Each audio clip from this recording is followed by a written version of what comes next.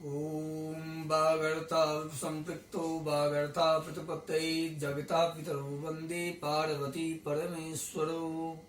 प्रिय भक्तों, आज हमारा विषय है हरिताल का तीज। हरिताल का तीज ये भादो के महीने में शुक्ल पक्ष तृतीया तिथि को आता है, जो इस वर्ष 2020 के अंदर 21 तारीख शुक्रवार को आ रहा है। हरताल का तीज के व्रत से नाम ये विख्यात है। जो भी माता बहनें इस हरताल का तीज के व्रत को करना चाहती हैं तो उनको चाहिए श्रद्धा पूर्वक प्रातः काल स्नान करें। स्नान करके पूजन की सारे सामग्रियों को जोड़ लें। एक पटरे के ऊपर में लाल कपड़ा बिछाकर परात में, पित्तल का परात हो, यदि संभव न हो तो स्टील का भी परात के बीच में मिट्टी का शिवलिंग बनावे और मिट्टी के शिवलिंग बना करके उनके चारों तरफ में 4 सुपारी लगा दे। 4 सुपारी, प्रथम सुपारी भगवान गणेश के नाम का, दूसरा सुपारी नंदी के नाम का, तीसरा सुपारी कार्तिकेय भगवान के नाम का और चौथा सुपारी माता पार्वती के नाम का। और मिट्टी के शिवलिंग बनावे।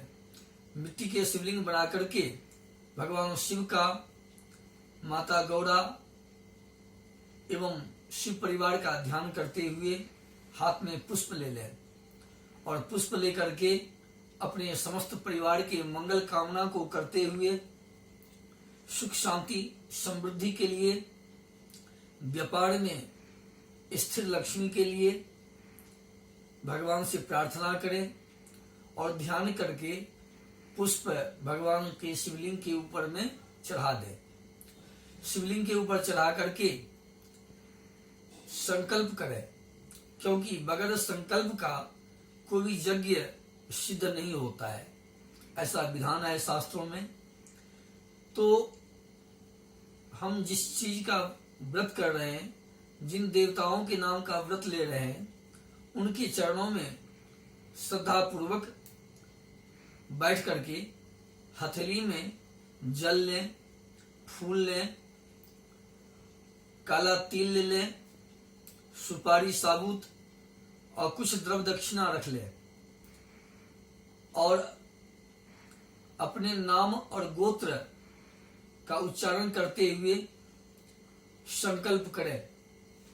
जैसा कि भादो का महीना है, शुक्ल पक्ष तृतीया तिथि, हरताल का व्रत, अपना नाम और गोत्र का उच्चारण करके संकल्प करके जो हाथ में जल, फूल, द्रव दक्षिणा जो भी है संकल्प के रूप में, वो भगवान के शिवलिंग के ऊपर में अर्पित कर दे।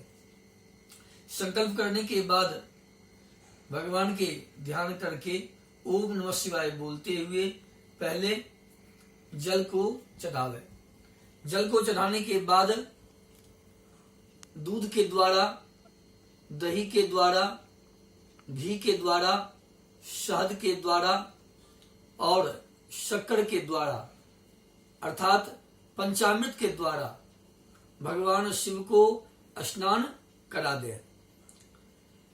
और स्नान कराते हुए ओम नमः शिवाय प्रत्येक वस्तु चढ़ाते जाए और ओम नमः शिवाय का जो है उच्चारण करते जाना चाहिए। ओम नमः शिवाय का अपने आप में पंचाक्षर मंत्र कहलाता है। यदि आपको प्रत्येक वस्तु का मंत्र नहीं भी आता है तो प्रत्येक वस्तु को ग्रहण करके और भगवान के ऊपर में बारी बारी आप चढ़ाते जाओ और ओम नमः शिवाय का उच्चारण करेंगे तो जो वेद के परंपरा में जो मंत्रों का जो महात्म है वही फल आपको प्राप्त होगा। तो ओम नमः शिवाय का उच्चारण करके ही प्रत्येक वस्तु को चढ़ाना चाहिए।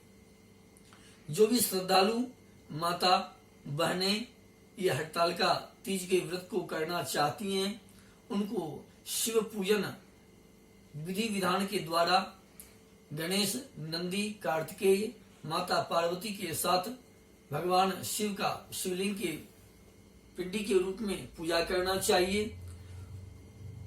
धूप दीप नैवेद्य बेलपत्र के द्वारा भगवान की पूजा करना चाहिए। उसके बाद कथा को वाचना चाहिए। हरतालिका तीज के नाम से ये कथा विख्यात है। इसके संदर्भ में ऐसा आया है विधान, जो माता पार्वती एक बार भगवान शिव को पूजती हुई उनको पाने की लालसा से जंगलों में मिट्टी के शिवलिंग को बना करके विधि विधान के द्वारा अपने सखियों के साथ में फूल की उद्यान में पार्थिव शिवलिंग के रूप में पूजन कर रही थी। और उनके पिता दक्ष प्रजापति उन्हें एकांत में ढूंढते हुए जब एकांत वास को समझा, जो मेरा पुत्री कहीं खो गई है, तब उन्होंने अपने दूतों के द्वारा, अपनी सेनाओं के द्वारा, हाथी, घोड़े इत्यादि वाहनों के द्वारा जंगल जंगल भटक करके जब पार्वती को ढूंढा, तो पार्वती अपने सखियों के साथ में शिव के पूजन को कर रही थी। जब दक्ष प्रजापति का साक्षात्कार पार्वती के साथ हुआ, तो उन्होंने पूछा कि तुम कहाँ खो गई थी, कहाँ चली गई थी, और माता और हमको दोनों को परित्याग करके क्यों भाग गई, क्या कारण है। तब उन्होंने कहा, जो मैं शिव को प्राप्त करना चाहती हूँ और आप मेरा विवाह कहीं और कराना चाहते हैं, इसलिए हम अपने सखियों के साथ में एकांतवास में आ गई हूँ और मैं शिव को पाना चाहती हूँ और शिव से ही ब्याह करूंगी। इसलिए मेरा सखी आप लोगों से छुपा करके मुझे हरण करके इस जंगल में ले आई हैं। अब मैं यहीं रहूंगी अपने सखियों के साथ, और शिव को जब तक प्राप्त नहीं कर लूंगी तब तक मैं अपने घर लौट करके नहीं जाऊंगी। तब भगवान शिव प्रकट हुए और भगवान शिव ने पार्वती को वरदान के स्वरूप दिया, जो जैसा आपकी मनोभाव है वैसा ही होगा, मैं आपको ही प्राप्त होऊंगा, परंतु इसके लिए मैं आपको एक वचन देता हूं, जो भी आपके तरह ही कामना लेकर के मुझे प्राप्त करने की इच्छा रखती हैं, अर्थात शिव के स्वरूप ही वर को प्राप्त करना चाहती हैं, अपने जीवन में सुख समृद्धि को प्राप्त करना चाहती हैं, तो वो ये भाद्र पक्ष के तृतीया तिथि, जो हरतालिका के तीज के नाम से विख्यात है, इन व्रतों को विधि विधान से करें। मेरा और आपका अर्थात शिव और पार्वती का शिव परिवार के साथ पूजन करें। संपूर्ण दिन व्रत को रखें। रात्रि के समय, गोधूली के समय में पूजन करें। विधि विधान के अनुकूल पूजन करें और कथा को वाचें। रात्रि में जागरण करें।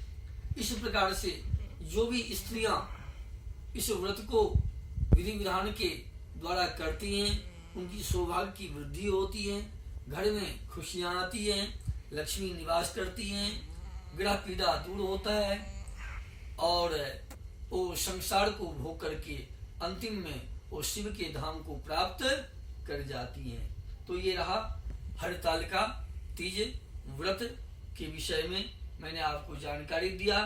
इस व्रत को सभी सुहागिन स्त्रियों को करना चाहिए।